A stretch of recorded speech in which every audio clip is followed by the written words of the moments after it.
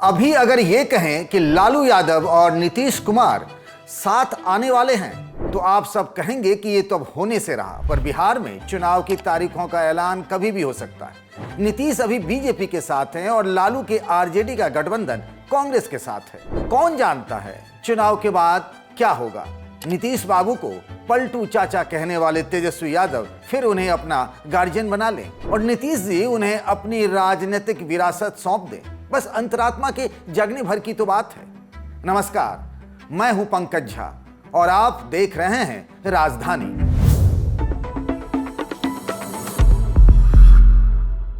बात उन दिनों की है जब 2014 का लोकसभा चुनाव चल रहा था।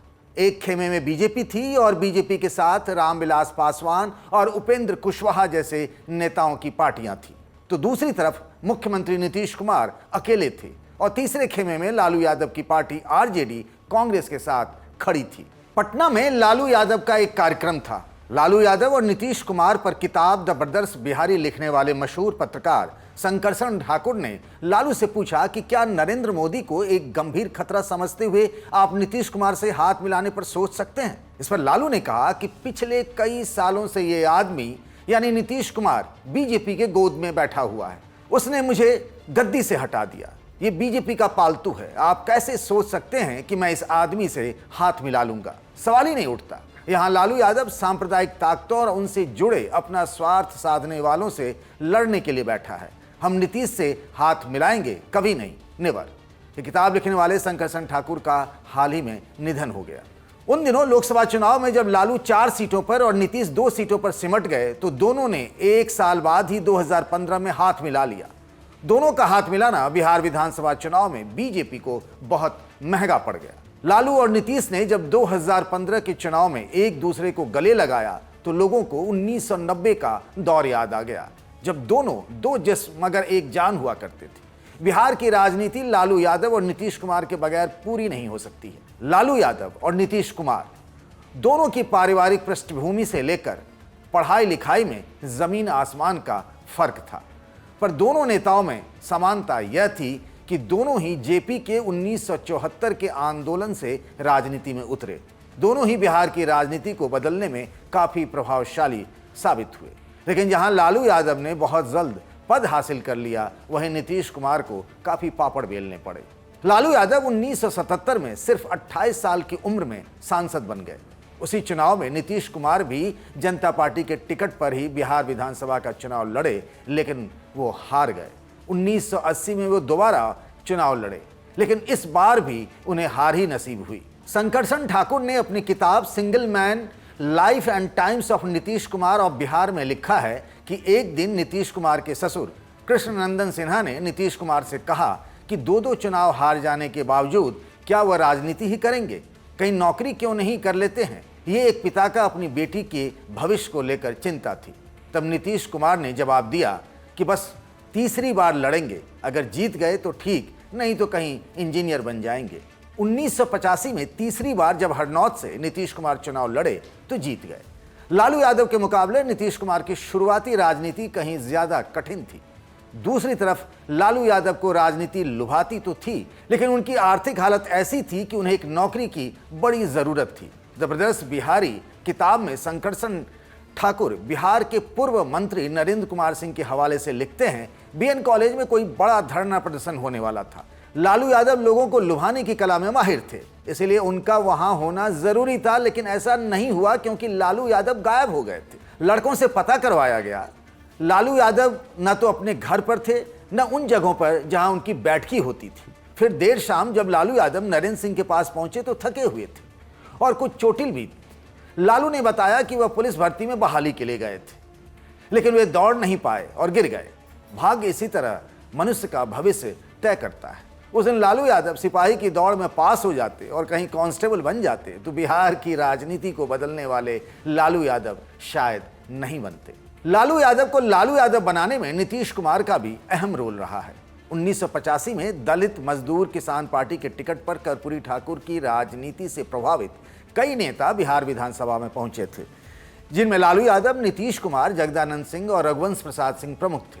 लेकिन 17 फरवरी 1988 को जब कर्पूरी ठाकुर का निधन होने पर सवाल उठा कि उनकी जगह कौन बनेगा बिहार विधानसभा में विपक्ष का नेता। कर्पूरी ठाकुर की पीढ़ी के नेताओं में 3 यादव नेताओं में ही इस पद पर पहुंचने की होड़ लग गई।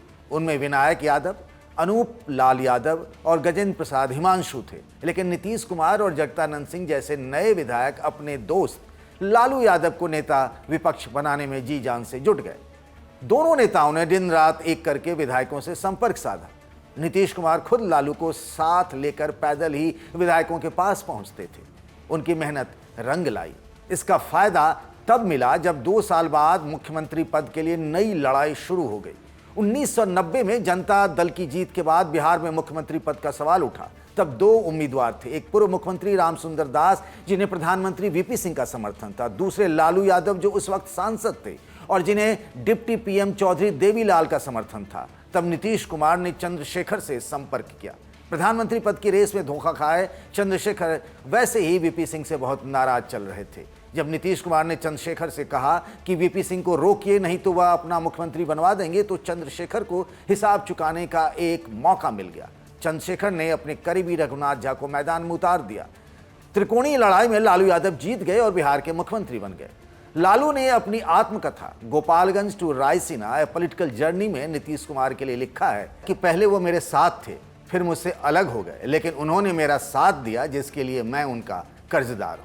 अपनी किताब जबरदस्त बिहारी में शंकरसन ठाकुर लिखते हैं कि मुख्यमंत्री बनने के बाद जब नीतीश कुमार अपने गांव पहुंचे तो वो टूटे फूटे घर का हवाला देकर उनके बड़े भाई ने नया घर बनाने की बात की।